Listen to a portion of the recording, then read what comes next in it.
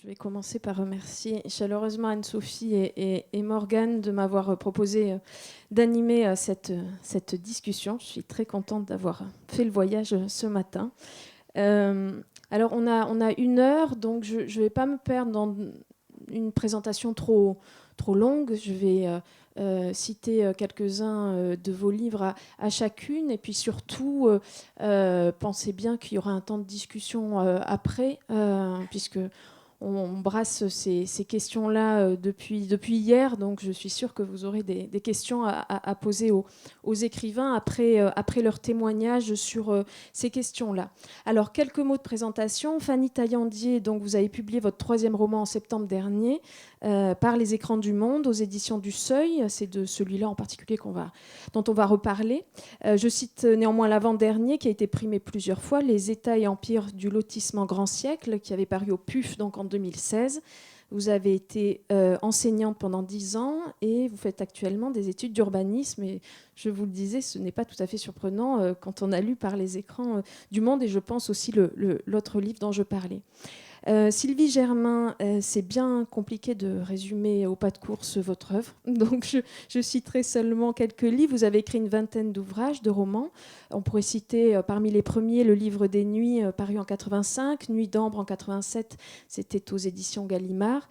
On pourrait ensuite citer Magnus en 2005 et plus récemment À la table des hommes en 2016, et le tout dernier paru ce mois-ci, Le vent reprend ses tours, tout ceci aux éditions Albin Michel.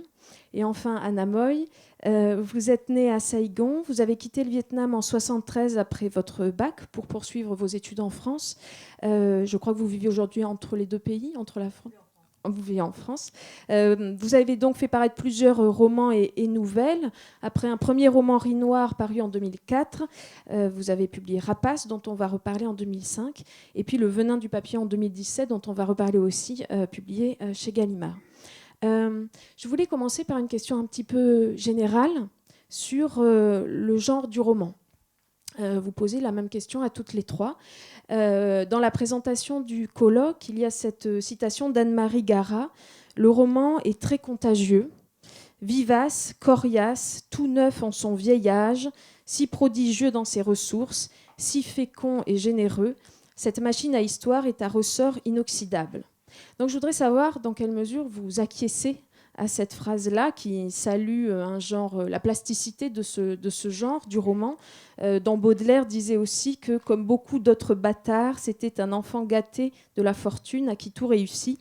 Il ne subit d'autres inconvénients et ne connaît d'autres dangers que son infinie liberté. Ce qui se recoupe grandement, hein, mais j'avais envie de citer Baudelaire. Voilà. Je vous laisse la parole pour témoigner déjà de votre attachement au roman, peut-être, et à sa fécondité, à sa richesse, au fait que vous y revenez régulièrement. Peut-être on pourrait commencer avec vous, Sylvie Germain. Comme vous voulez, sinon vous rejetez le... Ça m'intéresserait d'entendre déjà. Ah d'accord. Alors Fanny, non. Voilà. J'ai échoué. Non, moi je souscris à tout ce qui a été dit. C'est évident. La force du roman, c'est justement cette extrême plasticité. Et même si à un moment, comme on disait, la mort de ceci, la mort de cela, aussi la mort du roman, mais il fait peau neuve. C'est plutôt une mue constante. Et c'est intéressant de voir que c'est un champ d'expérimentation constant. À l'heure actuelle, d'ailleurs, il n'y a plus tellement de genres, même s'il y en a certains qui dominent un peu, mais enfin, il n'y a plus de genres très précis à l'exclusion du reste. Il continue à y avoir des romans historiques, des romans de pure imagination, et puis des tas de textes. Est-ce du roman, par exemple, le travail d'Emmanuel Carrère, prendre l'actualité, prendre vraiment des faits d'actualité ou l'histoire de quelqu'un et écrire à partir de ça. Mais c'est pas un travail de journaliste, c'est bien plus que ça. Il y a du romanesque. Comme vous disiez tout à l'heure, les mots eux-mêmes peuvent être romanesques. Alors, tout dépend de l'emploi. En fait, c'est l'usage du langage, avant tout. Qu'est-ce qu'on fait des mots? Comment on les fait résonner? Qu'est-ce qu'on extirpe? Qu'est-ce qu'on exprime à partir d'eux? Et c'est peut-être ça qui va faire aussi du romanesque. Moi, personnellement, j'ai toujours été tentée par la documentation historique. Ça s'est fait comme ça.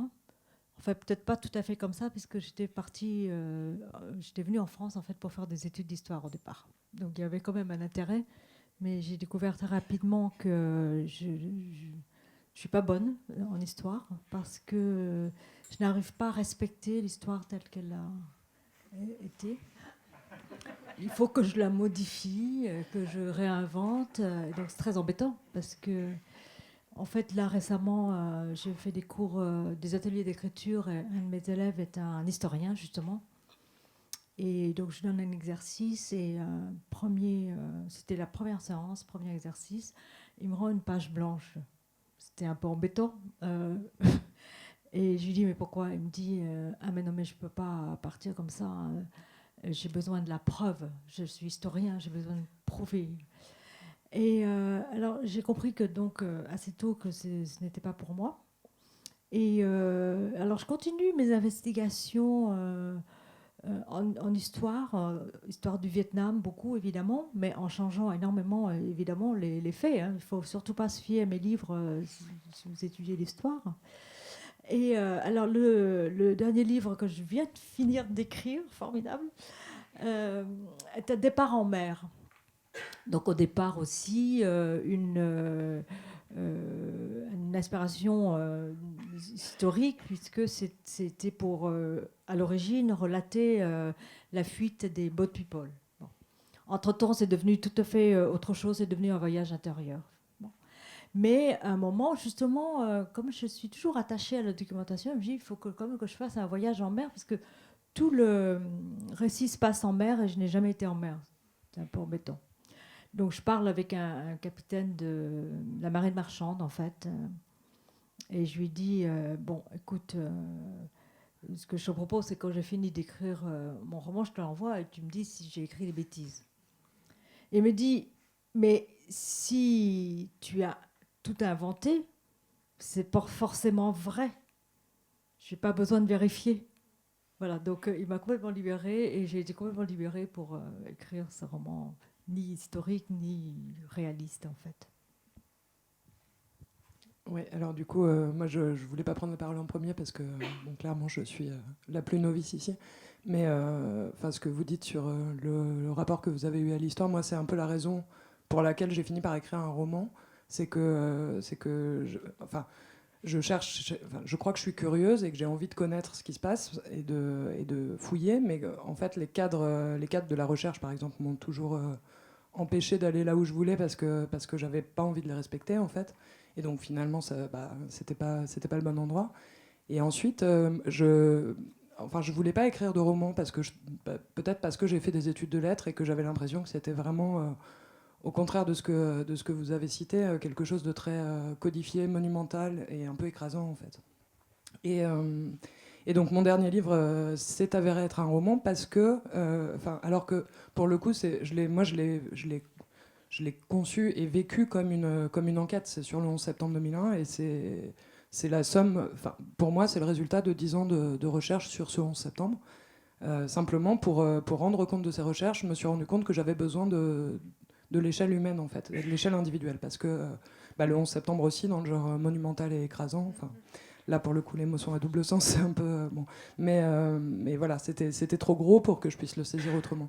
Et donc finalement les personnages sont arrivés comme un outil pour me permettre de formuler ce que je comprenais.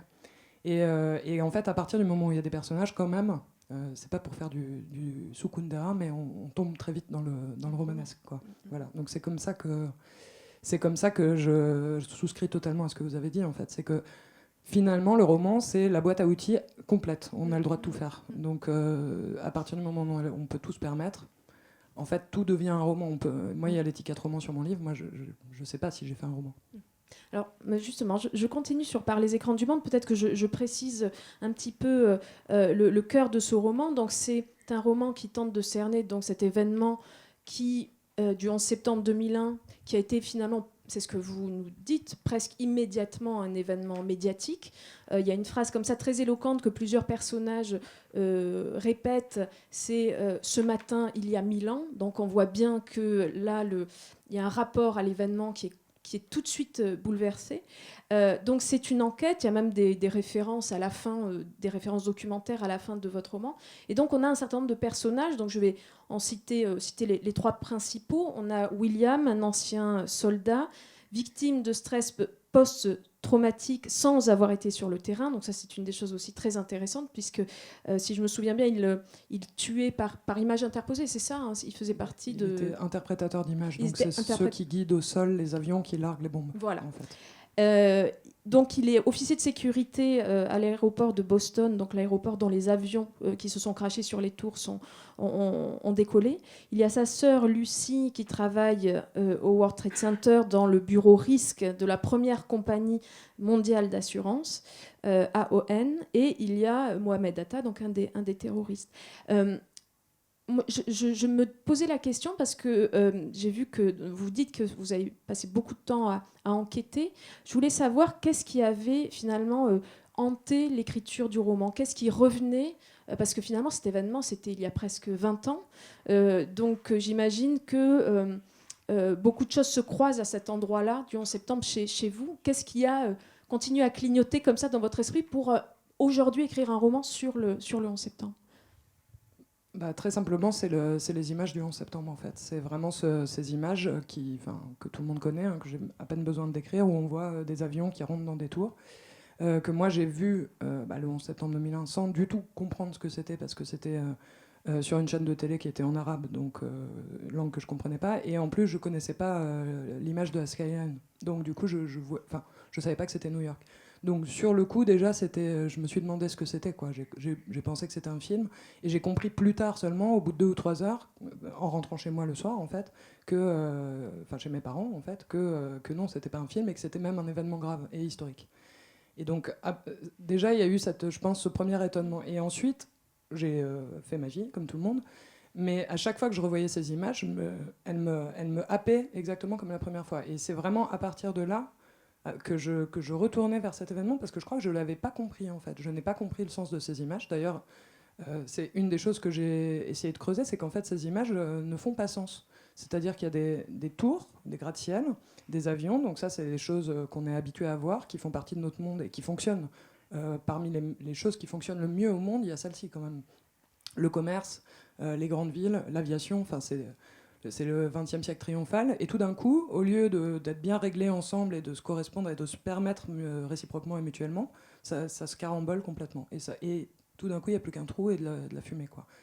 Donc il y a ce premier mystère-là. Et effectivement, au-delà de ça, ce dont je me suis rendu compte, parce que j'ai étudié un peu d'histoire, la littérature bien sûr, mais aussi la religion, et que j'étais à l'université d'Aix-Marseille, et qu'il y avait beaucoup de mes cours qui étaient tournés vers la Méditerranée et le Proche-Orient, je me suis rendu compte que c'était aussi le point de carambolage de différentes visions de l'histoire.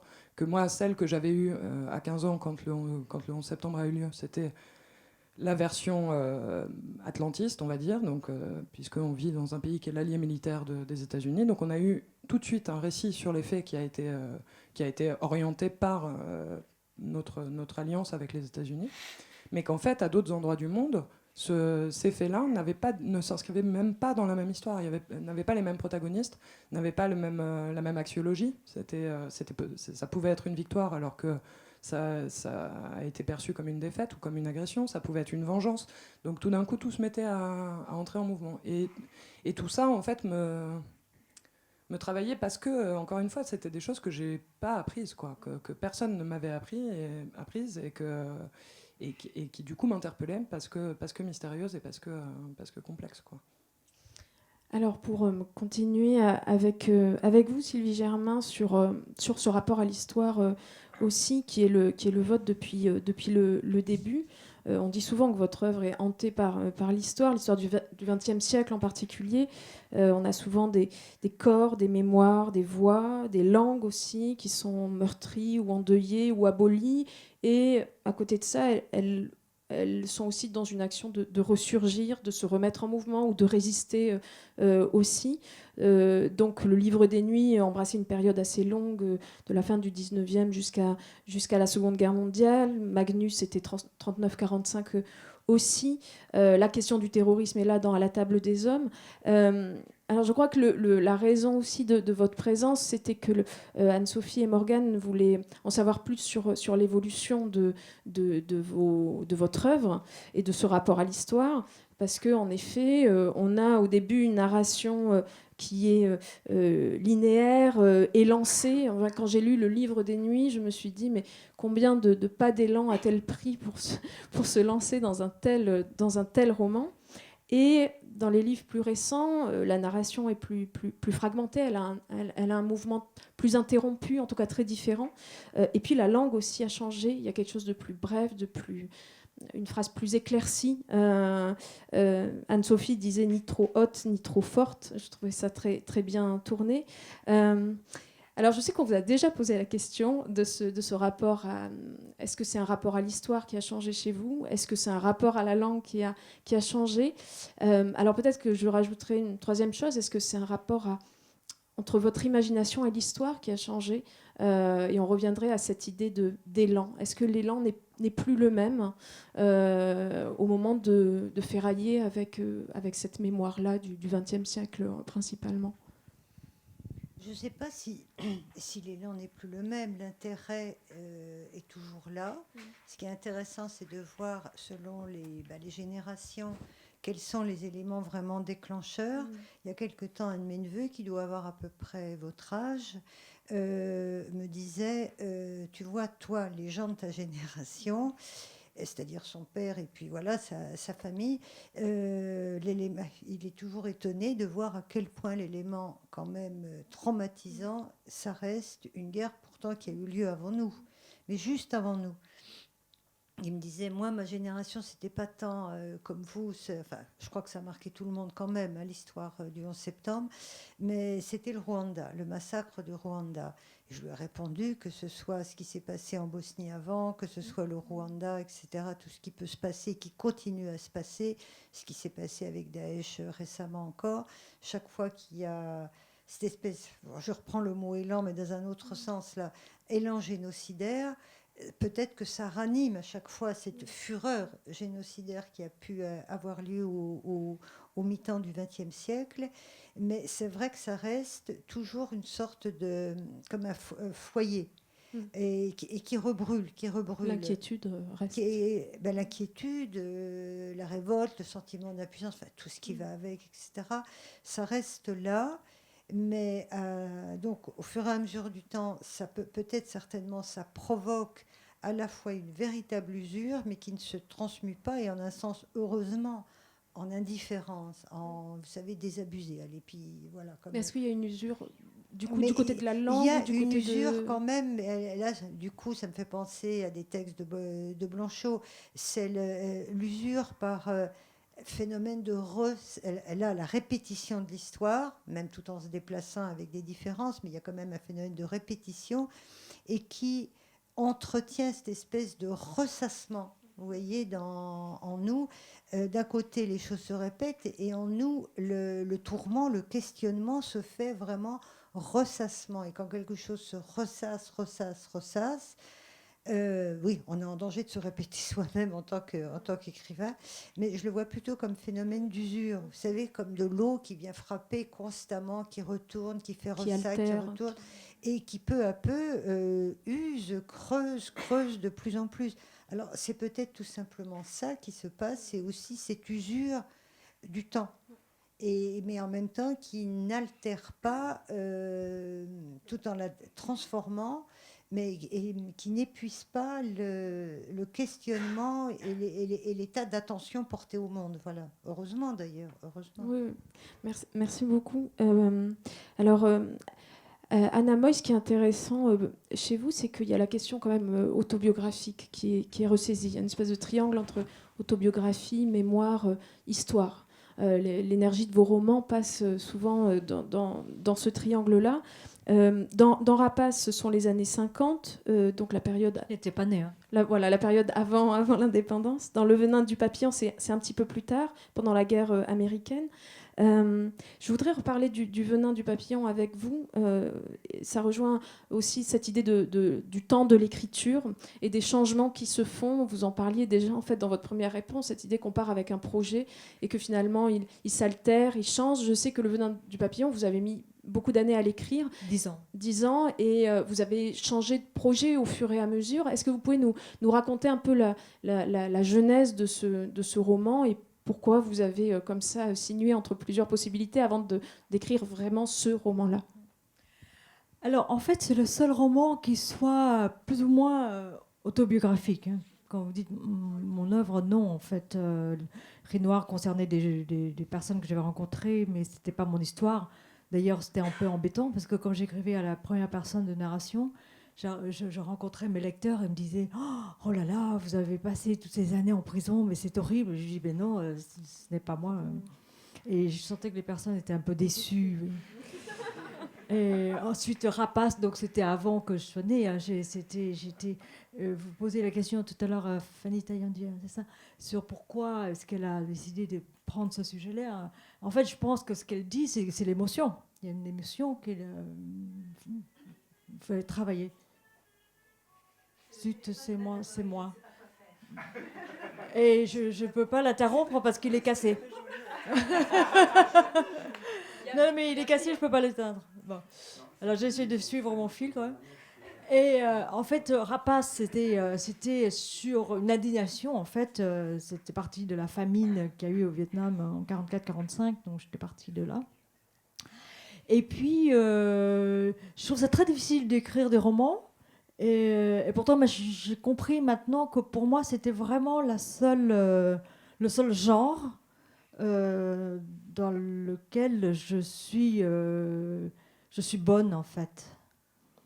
Et je n'ai pas d'ambivalence par rapport à ce genre. Pour moi, écrire un roman, je sais comment on écrit un roman maintenant, quoi.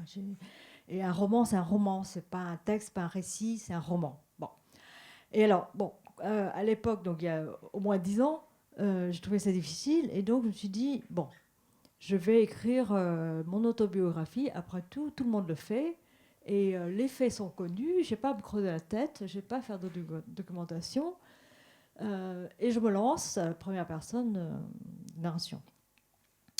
Et au bout de 100 pages, en fait, je suis arrivée dans un mur impossible de continuer. Donc, alors, dans l'évolution du manuscrit, il y a eu le passage à la troisième personne, donc ce n'est plus moi. Et puis, une autre évolution encore du manuscrit, c'était d'enlever toutes les références au Vietnam. Voilà, cette histoire s'est passée, on ne sait pas où, dans un pays donné. Et il s'est passé ça et ça et ça, parce que en fait j'ai voulu agglomérer dans une année des événements de 10 ans, parce que ça servait mon histoire, ça servait mon... Vous avez condensé. Voilà. Et donc, sans aucun respect pour l'histoire, je me suis dit, bon, ils vont m'attraper, les gens qui vont lire ça, ils vont me dire, mais non, mais ça ne s'est pas passé comme ça. Donc, je me suis libérée complètement du contexte historique pour écrire un roman. Et donc, je pense que c'était un peu ça. Et la difficulté, donc, c'était de savoir quel était le point de vue. Du coup, les historiens, ils vous ont attrapé finalement ou pas sur le... Mais non, puisque je ne sais pas le Vietnam, donc... Il n'y a pas eu de réaction comme ça par rapport au fait, à la chronologie. Non. D'accord. Alors, Fanny Taillandi, je reviens peut-être à votre roman par le biais des personnages. Et je me demandais si, peut-être vous y avez déjà un petit peu répondu, si le roman avait surgi parce qu'il y avait quelque chose qui demeurait irréductible dans votre enquête, en fait, quelque chose qui demeurait opaque. Et je me demandais du coup si l'imagination avait œuvré pour vous aider à faire synthèse. Je crois que Baudelaire disait ça de l'imagination, c'était une des facultés de l'imagination de faire synthèse. Et on a l'impression que votre imagination a essayé de soulever un petit peu ce chaos pour en donner une image, enfin voilà, de soulever, enfin, une espèce de pouvoir de...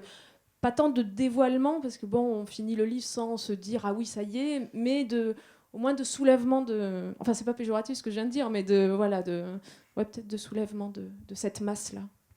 Bah effectivement, je pense qu'on finit le livre. En tout cas, moi, j'ai fini le livre en étant aussi perdu pratiquement qu'au début, mais en ayant l'impression d'avoir C'est ce que dit, parce qu'il y a un personnage que vous n'avez pas cité, qui est l'agent spécial, qui est en fait qui est apparu qui a transformé le roman au fil de l'écriture en roman d'espionnage en fait, puisque c'est un agent secret, quoi, avec tous les moyens dont disposent les agents secrets. Donc hop, il peut changer de pays, il a un ordinateur, il comprend tout, il a tous les rapports. Enfin bon, c'est vraiment très pratique. On connaît bien. Ouais. Vraiment pour écrire un livre, c'est un personnage super.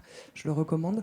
Qu'est-ce que je voulais dire avec lui Oui, qu'à un moment, il dit que finalement, lui, il est payé pour ordonnancer le chaos. Et je pense que c'est un peu ça que j'avais le besoin en fait de faire. C'était juste d'ordonnancer. Et ordonnancer le chaos, ça ne veut pas dire restreindre le chaos. Ça ne veut pas dire le faire disparaître. Ça ne veut pas dire c'est pas range ta chambre, quoi. On ne met pas les choses à leur place, parce que les choses en fait n'ont pas de place. Par contre, ordonnancer le chaos, c'est permettre la mise en présence de ce chaos lui-même. C'est-à-dire permettre, et moi c'était vraiment ce que j'avais à cœur en faisant ce livre, et c'est comme ça que j'ai construit les deux personnages fictifs, William et Lucie, par rapport à Mohamed Atta, dont j'avais la trame biographique qui était fournie par les rapports de la CIA.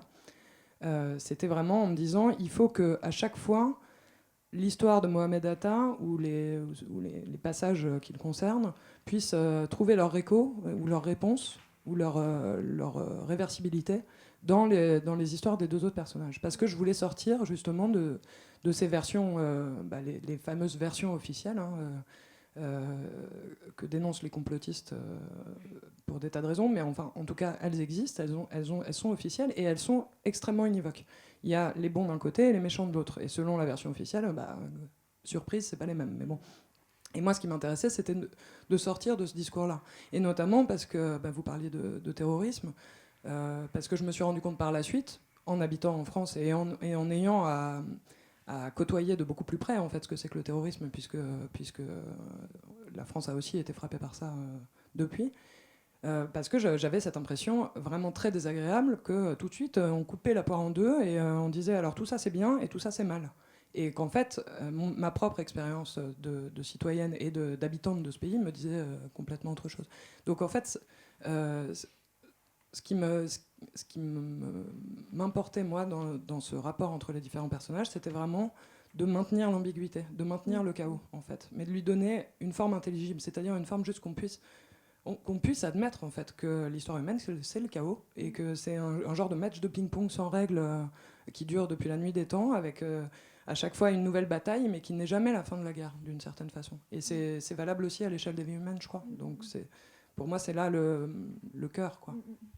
Oui, je pense aussi à votre personnage de Lucie, donc qui travaille dans les assurances, donc qu'on imagine que vous mettez au cœur du World Trade Center. Donc en fait, ce personnage qui est censé justement amener un regard et à ordonner à elle aussi finalement, voire prévoir, d'ailleurs c'est son métier, l'événement, et vous la mettez dans une espèce de point aveugle finalement. Donc là, j'imagine c'était délibéré aussi de placer un tel personnage. Ça offrait une autre dynamique, une autre peut-être vision de... Je ne sais plus si c'était délibéré, je ne sais plus quelles ont été l'étape de son invention, mais effectivement, Lucie, donc, elle est censée être quasiment... Enfin, elle travaille elle est mathématicienne et elle travaille dans toute la fabrication d'algorithmes et de mathématiques génératives, et je vais vraiment pas me lancer là-dessus parce que j'ai déjà oublié tout ce que j'avais réussi à comprendre pour faire le livre. Mais bon, elle est capable, grâce à ses puissants calculs, de prédire le risque. Donc en fait, dans on va dire l'espèce de religion de l'économie marchande et monétique actuelle, c'est la pitié, c'est l'oracle. Elle est à l'endroit précis où on sait d'avance. Et elle est au sommet de la tour. Et en fait, finalement, elle se retrouve... Donc elle va à son travail, et pendant qu'elle est dans le sous-sol, puisqu'on accédait aux tours en métro par une gare souterraine, au moment où elle va sortir, la tour s'écroule sur elle, quoi. Enfin, l'avion percute la tour, elle tombe dans les pommes, et quand elle se réveille, la tour s'est écroulée. Sauf qu'elle est dans le noir et elle voit rien. Et donc elle ne sait pas ce qui s'est passé. Et finalement, ce qui m'a frappé dans sa situation, c'est qu'il était pratiquement impossible qu'elle tombe sur la bonne version des faits. Même en imaginant tout, en cherchant toutes les explications possibles, quand on va au travail le matin, qu'on se prend une sorte de boule de feu dans un couloir, parce que c'est ce qu'ont décrit les survivants du sous-sol, qu'il y a eu une boule de feu qui est apparue et qui les poursuivait dans les couloirs, en fait, et que tout d'un coup, on est dans le noir, et qu'on se réveille là en ne sachant pas ce qui s'est passé, eh ben, il est impossible d'imaginer le 11 septembre 2001. Et là, pour le coup, c'est pas la fiction qui est supérieure à la réalité, c'est bien la réalité qui est incroyable, quoi. Et son seul repère, c'est son corps. Là, on retrouve l'échelle humaine dont vous parliez aussi dans le rapport à l'événement. Elle qui passe toujours par des calculs. Là, c'est juste, vous décrivez ça très bien, parce qu'elle essaye de bouger la jambe. Voilà, donc elle se repère plus qu'avec son propre corps.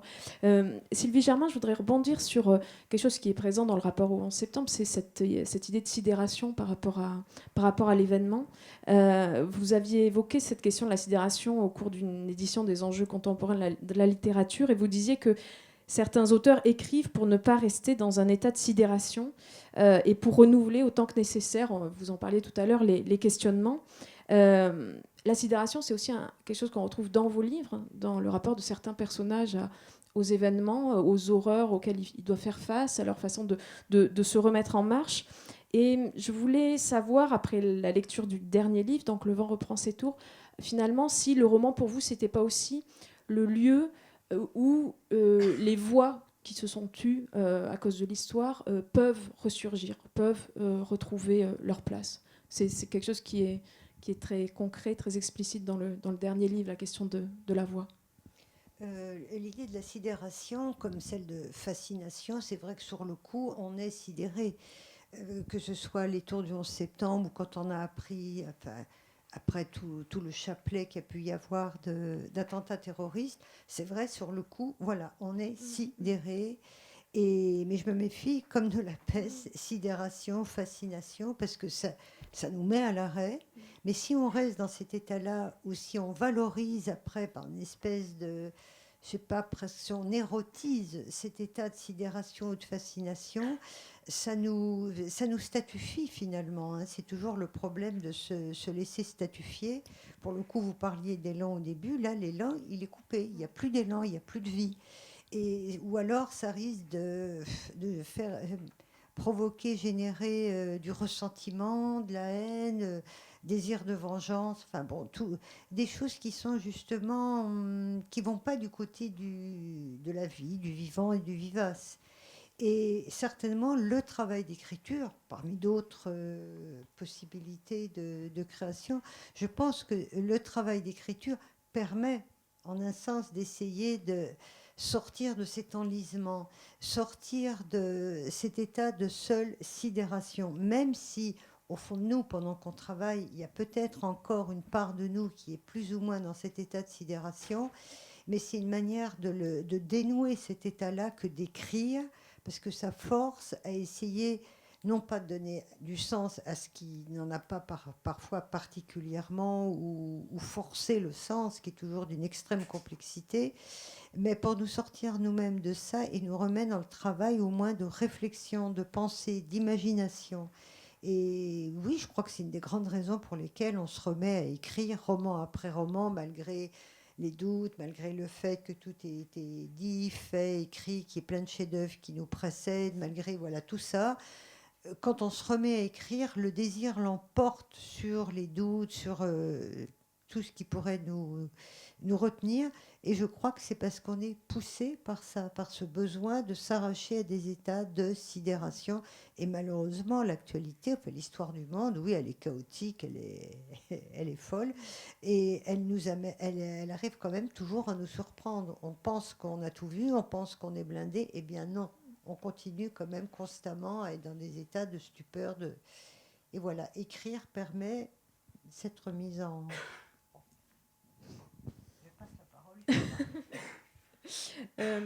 Anna Moy, je voulais reparler avec vous du parti pris de Rapace. Je dis un mot pour le résumer. C'est un roman qui raconte l'histoire d'un sculpteur, donc, en pleine guerre d'Indochine, c'est un homme à cheval. On le rencontre comme ça au début du roman, qui est en mission en fait, dans les montagnes et qui doit amener des lettres à des combattants du Viet Minh qui sont rescapés des combats, mais qui se protègent dans les montagnes. Il y a ensuite chez ce personnage des réminiscences d'une histoire d'amour qui est racontée.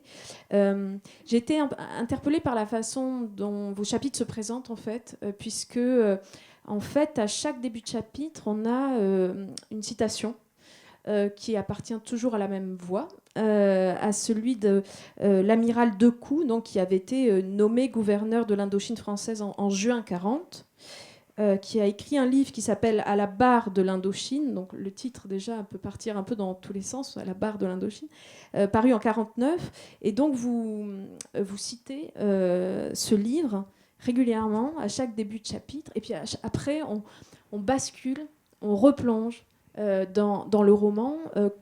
Est-ce que vous pouvez nous raconter comment vous avez construit cet entrelacement des voix contradictoires? Pour le coup, on le devine, bien sûr. J'ai toujours aimé beaucoup la double interprétation, enfin l'interprétation multiple d'un même événement. Puisque là, de fait, le roman que je viens de finir d'écrire, La fuite en Merle, chaque chapitre, on trouve la voix du père qui raconte l'événement et puis la voix de la petite fille de 6 ans qui ne voit pas la même chose. Voilà. Donc pour revenir à Rapace, en fait, donc j'étais fascinée par cette sorte de famine sur laquelle très peu de choses ont été écrites. Il n'y a pas vraiment de texte historique sur la question. On voit par-ci par-là une phrase disant oui, c'était pendant l'occupation japonaise, donc c'est la faute des Japonais, mais il n'y avait pas de, comment dirais-je, documentation, c'était pas avéré. Et donc j'étais curieuse, j'ai commencé à essayer de comprendre. Donc à me documenter, aller en bibliothèque. Je suis allée à la Bibliothèque nationale du Vietnam, chercher des micro-fiches. Enfin, j'en étais jusque-là, quoi. Et je ne trouvais rien. Enfin, si, je trouvais des... non, au contraire, pardon, je veux dire, j'ai trouvé des articles de journaux relatant exactement ce qui s'est passé au moment où ça s'est passé, les cadavres dans la rue, etc. Donc ça, on ne peut pas refaire les articles, ils ont existé, ils sont sur microfiche. Mais un étudiant justement en histoire, qui faisait un doctorat, m'a dit, mais vous voudriez regarder les mémoires de l'amiral Decoux, puisque c'était lui qui était là, qui gouvernait l'Indochine à ce moment-là. Vous trouverez sûrement des choses. Alors, bon, au début, ces mémoires, je n'avais pas très envie de taper toutes les mémoires dans le détail, donc j'ai fait ça vite fait. Je trouve rien sur la famine. Je dis, bon, c'est pas possible. Donc, je reviens, je lis, tout là, et la gloire au maréchal Pétain, et les relations avec l'ambassadeur du Japon, c'est merveilleux, enfin, voilà. Et puis des données économiques étaient très intéressantes, puisqu'il disait que l'année 44-45, justement, on a exporté beaucoup de riz au Japon. Ah bon? Mais je croyais qu'il n'y avait pas de riz. Et les chiffres sont dans le livre. Donc je me suis dit, bon, celui-là, il a refait l'histoire dans son livre. Et donc, j'ai voulu montrer les deux facettes de cette époque, la version officielle. Tout se passe bien, les discours merveilleux, etc. Et puis la réalité de la vie avec les gens qui mouraient dans la rue, quoi. Donc, c'est comme ça que j'ai construit le livre. Vous intégrez aussi quelques documents, d'ailleurs, si je me souviens bien, à la fin, oui, du livre. J'intègre toujours des documents, enfin la plupart du temps dans mes romans. Et alors c'est embêtant parce que comme justement, je dis pas que là, vous voyez, ce document, c'est tel texte, c'est dans telle bibliothèque, comme le font les historiens. Les gens croient que je les ai inventés, mais c'est dommage. Je voulais juste revenir sur ce que Fendi Dayandé et Sylvie Germain disaient sur la sidération. Moi-même, donc, j'ai eu une fascination pour un événement historique qui a été l'immolation du Bonze en 1963. Bon, c'était un choc émotionnel terrible. Et alors, j'ai une tactique maintenant pour résoudre cette question de la sidération, c'est d'en parler à tous les livres. C'est ce que j'ai fait. Un coup, j'en parle dans une nouvelle, je me suis dit, voilà, j'en parle, comme ça j'en suis débarrassée et je peux passer à autre chose. Eh bien, pas du tout. Le livre suivant, ça me revient, donc j'en reparle sous un autre angle. Et dans Le Venin du papillon, je recommence. Et en fait, la personne qui m'a précédée, c'est Marguerite Duras. Elle fait ça.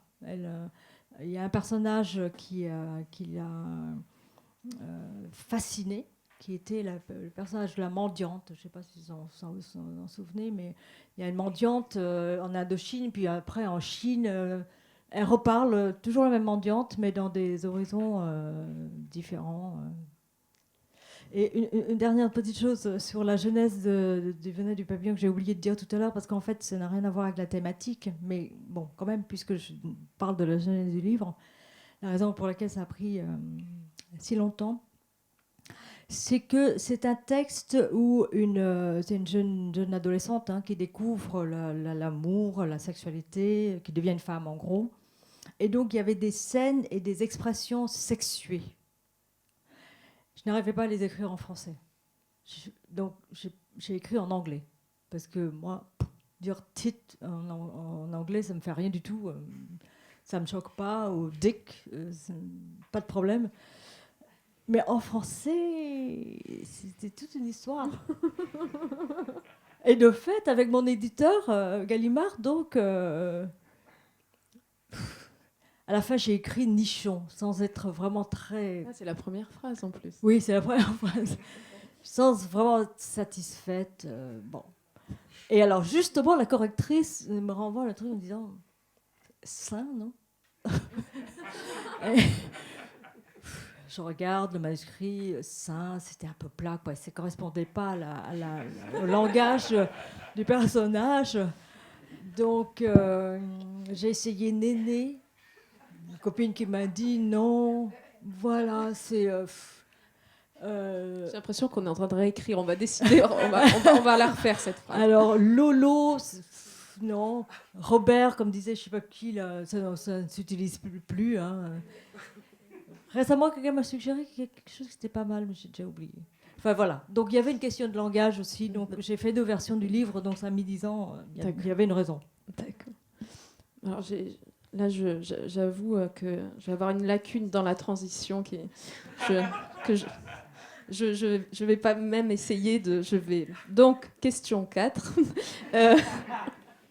Non, oui, je voulais terminer, avant de vous laisser la parole, sur une question là aussi un peu générale. Fanny, en fait, dans votre roman, il y a aussi une des questions qui est là, c'est la force politique en fait des récits, la force politique de la fiction, la manipulation de ces récits-là et la passivité ou la résistance des gens face à ces récits, face à ces idéologies. Et j'aimerais avoir votre position là-dessus, sur la position de la littérature finalement. Est-ce que elle doit se poser finalement en contre-récit, donc être dans une position qui serait réactive et critique, ou est-ce que pour vous, la littérature a quand même aussi un pouvoir d'affirmation, un pouvoir souverain, entre guillemets, qui fait qu'elle n'arrive pas non plus toujours après la bataille. Ouais. J'ai toujours un peu de mal à répondre aux questions sur ce qui est ou ce que n'est pas ou ce que doit être la littérature. Par rapport à votre expérience, finalement. Oui, voilà, je peux parler que pour moi, quoi. Mais moi, il me semble que... oui, parce que en fait, la question, c'est qu'est-ce qui différencie un texte de propagande d'un texte littéraire. Voilà, les effets... si on raisonne en termes de figure de style, par exemple, les effets sont les mêmes. Et il me semble, moi, en tout cas, moi, ce que je crois, et ce qui est ma conviction intime, et ce qui est la raison pour laquelle j'aime la littérature, c'est qu'elle est profondément interrogative, en fait. Et je crois que l'écrivain qui m'a donné envie d'écrire, c'est Flaubert. Et Flaubert, on peut le lire dans tous les sens, on ne saura jamais ce que Flaubert pense. On peut après avoir des éléments de sa vie qui... Le positionne sur le champ politique de son époque. Mais en fait, quand on lit ses livres, c'est impossible de savoir. Quand on lit l'éducation sentimentale, en fait, tout le monde est un peu nul, et en même temps, tout le monde est quand même là et résiste et approfondit sa propre vie ou sa propre trajectoire. Et du coup, il y a cette espèce d'ironie fondamentale qui est que la littérature, elle vient malaxer des discours qui sont déjà là et les tordre et puis les faire ressortir pour ce qu'ils sont, à savoir des choses un peu absurdes. Enfin, je pense à ce moment où Frédéric Moreau se promène aux Tuileries après être rentré de sa petite amourette à Fontainebleau pendant que, accessoirement, avait lieu une révolution. Et il rentre, et donc tout le monde est complètement bourré, les gens se jettent sur les lits dans les chambres des Tuileries, etc. Enfin bon, c'est orgiaque et sale, enfin Flaubert le montre comme ça, et Frédéric dit « Qu'importe, moi je trouve le peuple sublime ». Et évidemment, on ne peut que rire en lisant cette phrase, parce qu'il n'y a absolument rien de sublime, et lui-même a l'air complètement ridicule de dire ça à tout point de vue. Et en même temps, voilà, c'est un discours, et quelque part, c'est pas le pire en plus. Enfin, c'est difficile de dire qu'il aurait mieux valu qu'ils disent qu'importe, moi je trouve que le peuple est bon à pendre, quoi.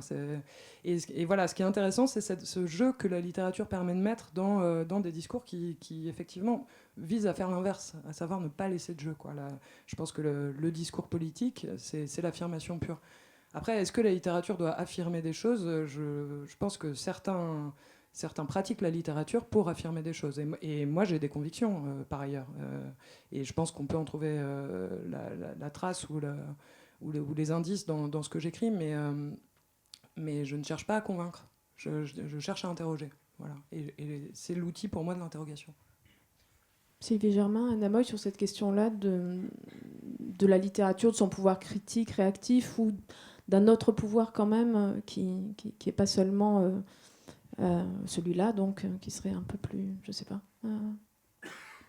En ce qui me concerne, j'exprime mon indignation dans, je pense, tous mes livres. Donc ce n'est pas neutre. Ce n'est pas neutre comme Flaubert. Et j'exprime cette indignation souvent avec de l'humour. Voilà. Non, mais la littérature n'a pas à vouloir ni démontrer quelque chose, ni convaincre, ni... il y a une liberté fondamentale de non, oui, elle peut exprimer voilà, des émotions, une indignation, et il y a une bonne littérature, il y a de la pensée qui s'en extrait, mais elle n'a pas un roman qui se veut ouvertement politique ou philosophique ou ceci, cela, c'est un roman raté.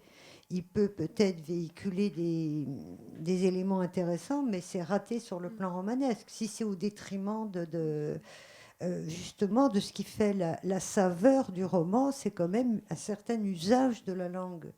Et si une pensée doit se dégager d'un roman, c'est de par la force même des mots, de par la manière dont ils s'entrechoquent, leur musicalité ou leur dissonance, enfin peu importe. C'est ça qui va faire la force d'un roman.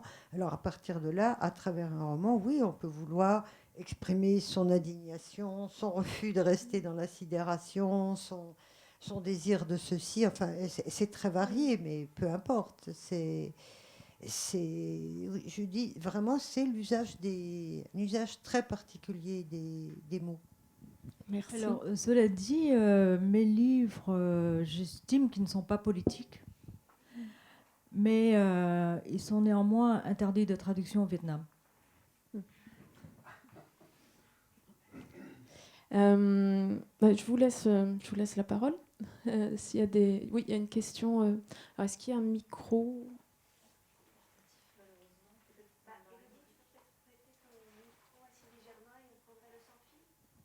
Ah, il y a un sans-fil. Il n'y a pas de sans-fil. Je vais parler fort. Voilà.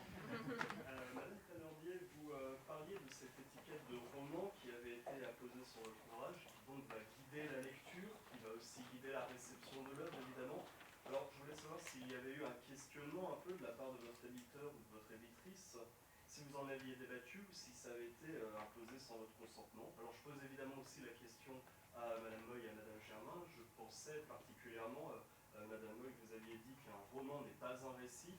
Et j'ai remarqué que dans la très complexe architecture du site de Gallimard, roman et récit sont juxtaposés un peu comme si on voulait les confondre un peu volontairement.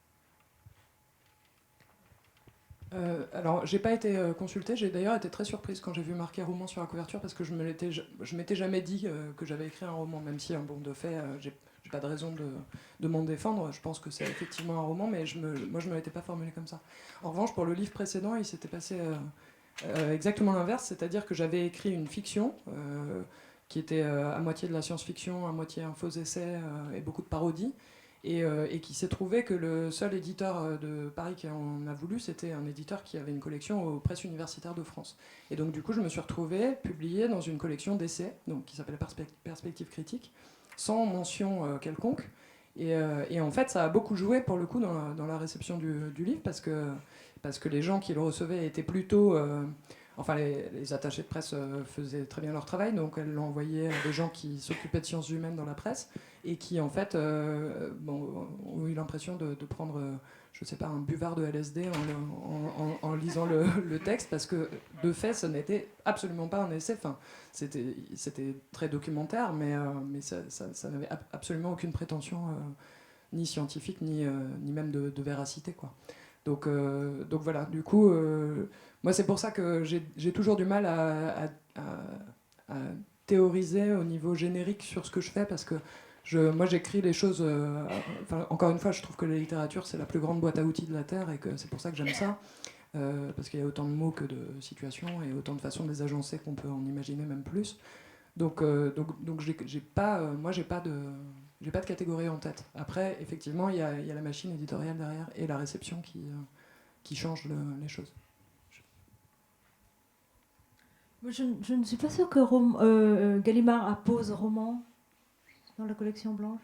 Je vois la couverture, là, il n'y a pas, si? Si? Ah bon. C'est possible, ouais. Si, Rapace, il y a écrit roman. Ah bon. Enfin, j'ai pas de problème avec ça puisque j'écris des romans.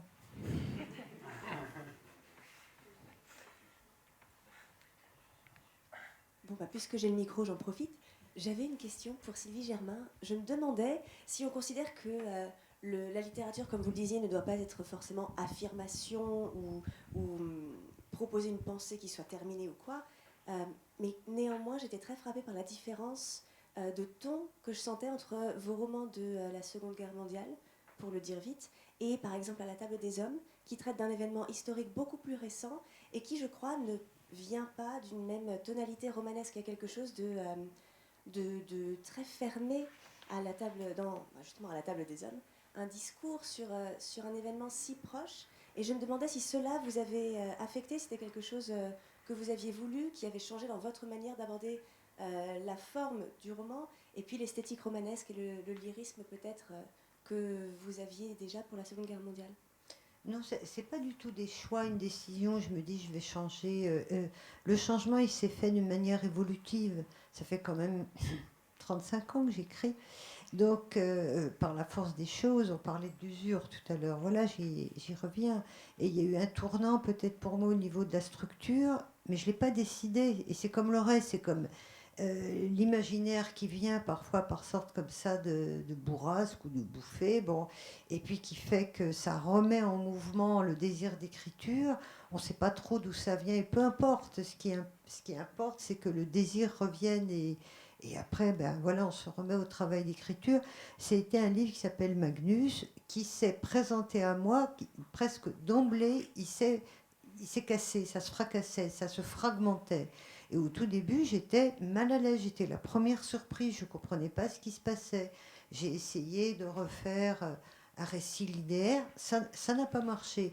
Et en fait, il y a une très grande part, quand on écrit quelque chose, on sent que quand voilà, il y a des idées qui nous viennent ou quelque chose qui nous surprend, c'est une sorte d'instinct, vraiment un instinct un peu particulier qui nous fait sentir est-ce qu'on doit suivre cette idée ou pas, même si on essaye au début d'y échapper et tout, mais si on sent que ça revient, que c'est ça, pas autre chose, et ben il faut à la limite s'y plier, il faut faire avec. Et il y a l'inverse, parfois on voudrait un peu forcer les choses et quelque chose en nous fait sentir que non, ça ne va pas. C'est bon, ça a commencé avec ce livre Magnus, et finalement cette espèce d'éclatement, de fragmentation me convenait très bien. Peut-être aussi parce qu'avec le temps, avec l'âge, je suis plus sensible à cette fragmentation, à quel point on est des sortes de puzzles qui de temps en temps se défont, où il y a une pièce qui glisse, et dans les pièces manquantes, par le trou de la pièce manquante, on aperçoit des choses tout à fait étonnantes. Et donc, je n'ai pas osé, dans les livres suivants, reprendre cette manière d'écrire qui pourtant me convenait bien, pour ne pas avoir à me plagier moi-même, hein. Il y a toujours ce risque aussi. Mais quand même, dans mes livres, et par le style et par la construction, il y a eu quelque chose à bouger, voilà.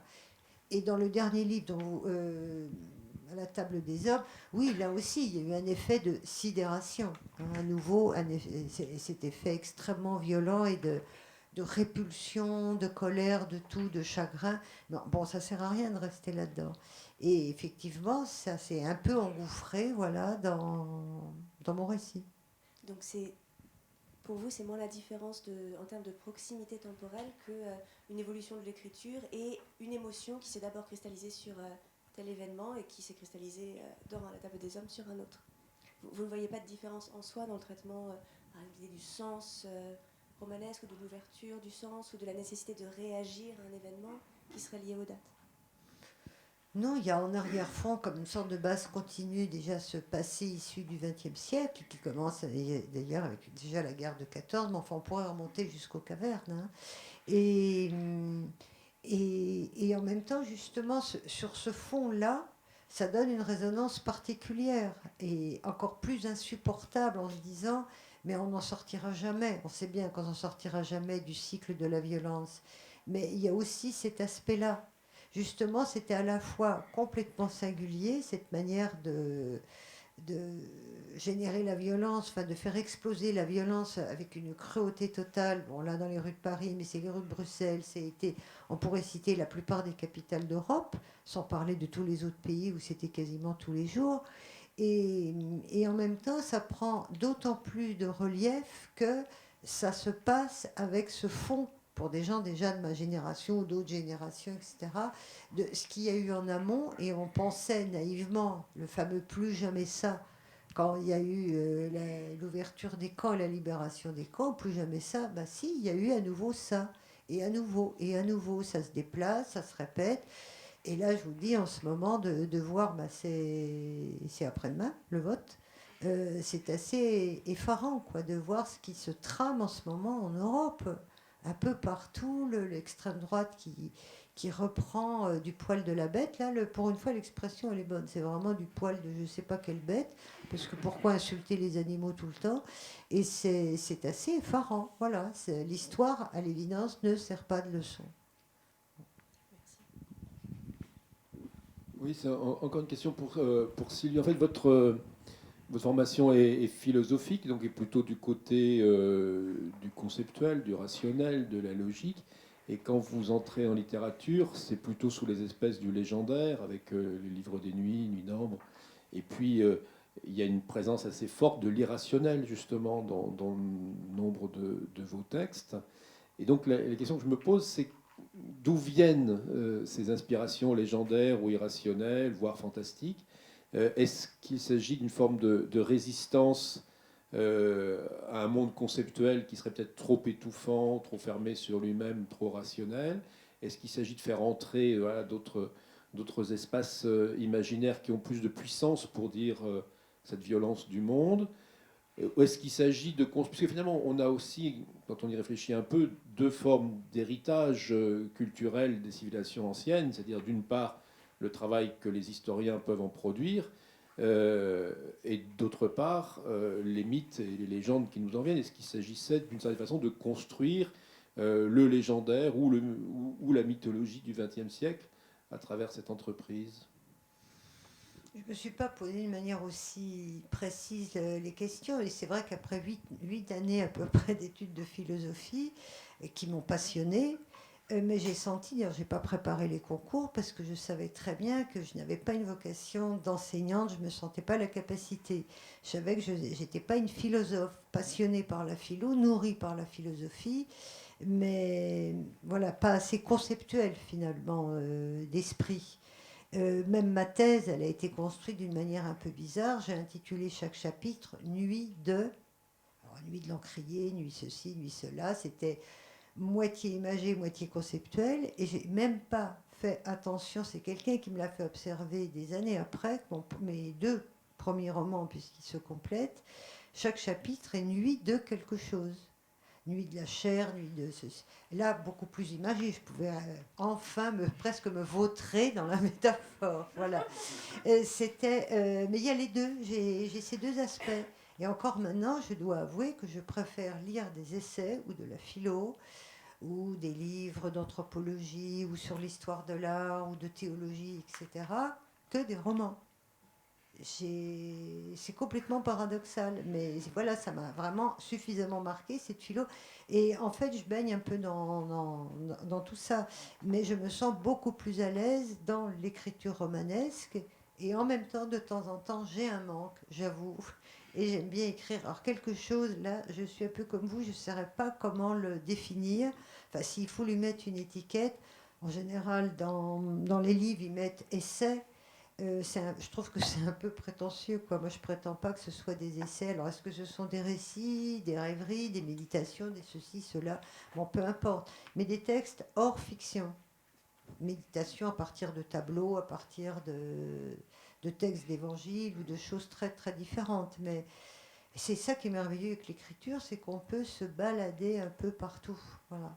Un roman peut donner envie, après créer un manque, parce que ça fait se lever des questions, à commencer pour nous-mêmes, heureusement d'ailleurs, pour l'auteur lui-même, des questions qu'on ne pensait pas porter, et on a envie on se déplace et on a envie d'aller les creuser à nouveau ailleurs et autrement. Et parfois, voilà, même un éditeur, à la limite, s'y trompe. Même un éditeur ne sait plus trop où situer un texte. Mais le principal, c'est voilà, que l'écriture court. Il n'y a pas que le mal qui court, l'écriture aussi, ça court, et le désir, ça court et ça se déplace. Mais si je rebondis sur cette question des nuits, est-ce que finalement ça signifierait peut-être que l'écriture et la liberté de langue qu'il y a dans l'écriture est plus à même de creuser le côté obscur des choses par rapport à cette mise en lumière que propose le conceptuel par ailleurs?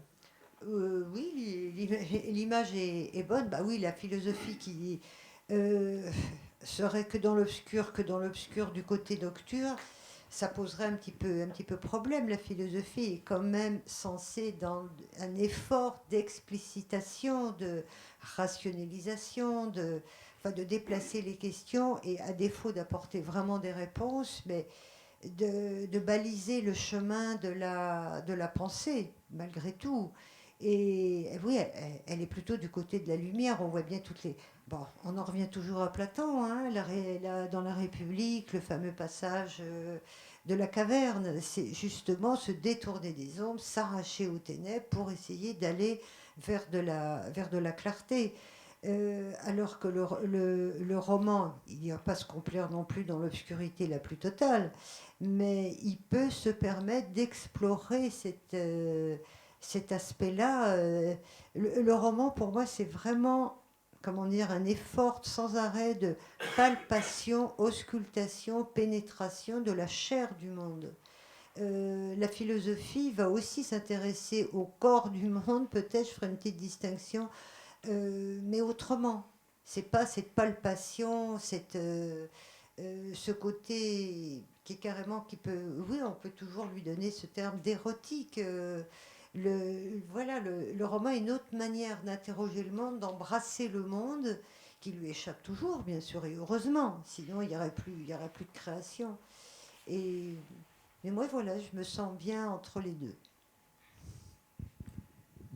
Essai poétique. Par exemple.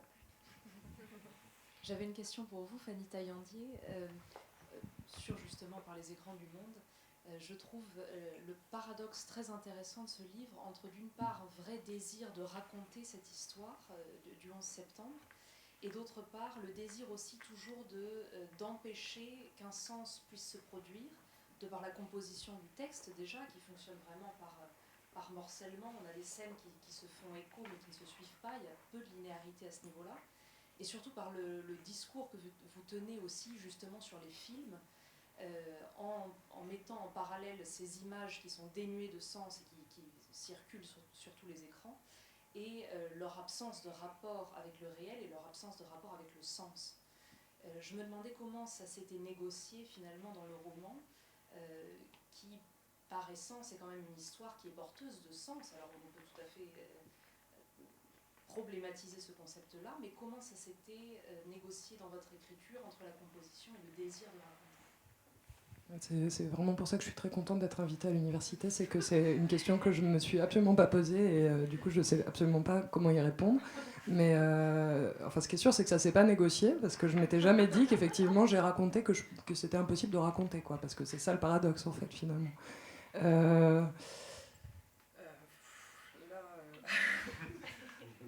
Ou qu'est-ce qui vous a poussé finalement à choisir cette structure en fait de récit? Ça c'est plus facile. Mais non, mais quand même, je pense que je ne cherche pas à raconter cette histoire parce que pour le coup, l'histoire tout le monde la connaît. Enfin, ce qui est bien, c'est que c'est un livre, il n'y a pas de problème, on peut en parler, on peut parler de ce qui se passe à la fin. Je pense que si je vous dis qu'à la fin tout le monde meurt, personne ne sera catastrophé et s'attendait vraiment à un happy end, un mariage et des enfants, etc. Puisque ça se finit le soir du 11 septembre. Donc en fait, c'est pas une histoire à raconter. Ce qu'il y a à raconter, c'est tout ce que cette histoire n'a pas raconté en fait. Et alors ça, bon, je crois que la structure du livre répond à cet objectif-là en fait. C'est-à-dire que cette histoire de cette journée-là, cet attentat, il lance ses racines aussi bien dans l'histoire de Mohamed Atta en Égypte, au pied des pyramides, que dans la campagne américaine en Somalie en 92, que dans la façon dont les théories du Hamas viennent infuser le sunnisme qui jusque-là ne reconnaissait pas les martyrs avec une martyrologe et donc avec la possibilité de se sacrifier. Et donc en fait, pour moi, l'éclatement de la narration, c'est quasiment une carte du monde, quoi. Enfin, c'est-à-dire que ça se passe à un endroit qui s'est pompeusement baptisé le centre du commerce du monde, donc c'est quand même assez prétentieux, mais c'est ça qui est dit. Mais ce centre, en fait, n'est valable que par rapport à tout ce qui l'entoure, puisque sinon il n'existe pas. Donc c'était peut-être plutôt ça, c'était peut-être une volonté de... C'est pas une histoire linéaire. L'histoire linéaire, elle fonctionne pas. On peut pas raconter le 11 septembre, même si on cherche ses causes, on est obligé de partir dans tellement de directions contradictoires que ça marche pas. Et ses conséquences, c'est pareil. Il y en a partout. Et tout ça mute, en fait. C'est plutôt des mutations que des... Donc voilà, c'est plutôt ça que j'ai essayé de faire. Je sais pas si ça répond du coup. Mais...